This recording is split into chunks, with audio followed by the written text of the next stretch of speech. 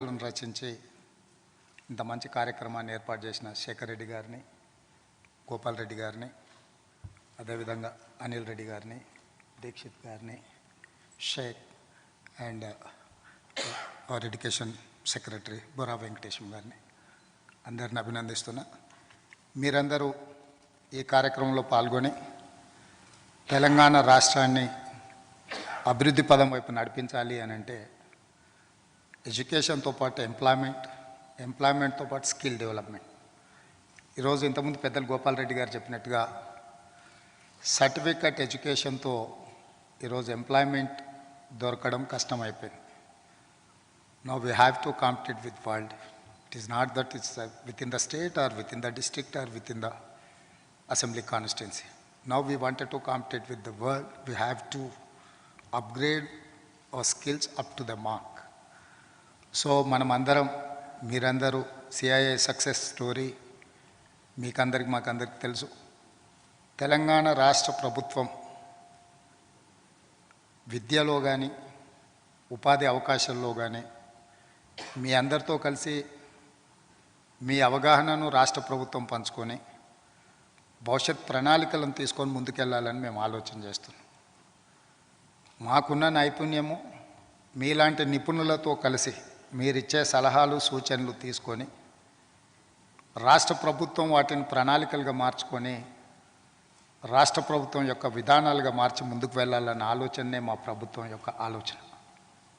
గత ప్రభుత్వాలు లేదా గతంలో నాయకత్వం వహించిన నాయకులు చంద్రబాబు నాయుడు గారు కావచ్చు, డాక్టర్ వైఎస్ రాజశేఖర రెడ్డి గారు కావచ్చు, తర్వాత చంద్రశేఖరరావు గారు కావచ్చు, ముఖ్యమంత్రులుగా రాష్ట్ర అభివృద్ధిలో ముఖ్యంగా హైదరాబాదు నగర అభివృద్ధిలో వారు చేసిన ప్రయత్నాలు మంచివి ఏమున్నా వాటిని కొనసాగించడానికి మా ప్రభుత్వానికి ఎలాంటి భేషజాలు లేవు.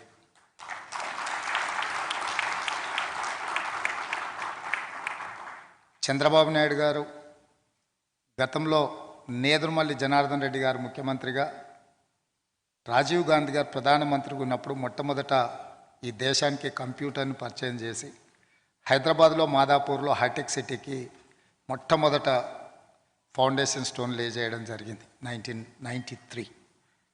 ఆ తర్వాత కాలక్రమేణా అది ఆగిపోయినా మళ్ళీ చంద్రబాబు నాయుడు గారు వచ్చి ఐటీ ఇండస్ట్రీ మనకు ఎంప్లాయ్మెంట్తో పాటు ఈ రాష్ట్రం యొక్క ఎకానమీని నెక్స్ట్ లెవెల్కి తీసుకెళ్ళడానికి ఉపయోగపడుతుందని వారు ఆలోచన చేసి ప్రపంచ దేశాల్లో ఉన్న చాలా ఐటీ కంపెనీలను హైదరాబాద్ నగరానికి తీసుకురావడానికి ప్రయత్నం చేశారు.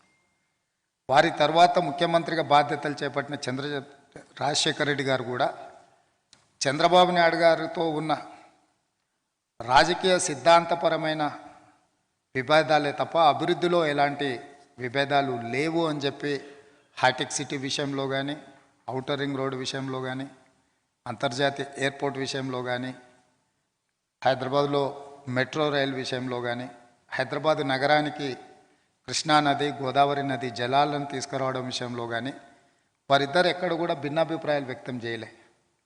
ఆ రోజు ప్రణాళికలు రచించిన వాటిని ఇంకా వేగంగా ముందుకు తీసుకెళ్ళడానికే వారు కృషి చేసిండ్రు. దాంతో హైదరాబాదు నగరానికి ప్రపంచ చిత్రపటంలో మనకు ఒక స్థానం కలిగింది. తద్వారా ప్రపంచంలో ఉండే IT industry and pharma industry, ఈరోజు ఫార్మాలో 5 కంపెనీలు వ్యాక్సిన్ ఉత్పత్తి చేసే సంస్థలు భారతదేశంలో ఉంటే 5లో 4 హైదరాబాద్ నగరంలోనే ఉన్నాయి. ఒక్కటి మాత్రమే పూణేలో ఉంది, సిరం.